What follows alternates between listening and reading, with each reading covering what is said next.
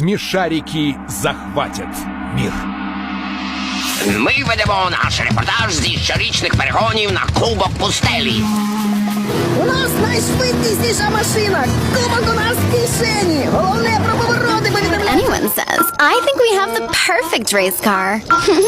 Not only is it eco-friendly and carbon neutral, but its retro style is totally chic. По технических причинам наш репортаж прерывается. Tak pojďte mimozemská plechovko a zjistíš, co je to bojový králi flapci. Jumpy, to jsem já, Pin. Co? Jesteśmy zgubieni.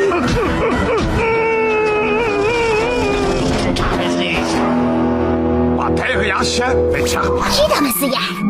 如果裁判们需要艺术音效，那咱们就给他们做。我觉得这个一点也不难。 Šta jasno, meni ništa nije jasno, meni se u stvari... Pingviće su kidnapovali marsotsi. Aivan yhtä tärkeitä kuin naulatkin. Vau, voisit myydä jäätä Pohjoisnavalle. Melkein itsekin uskoin.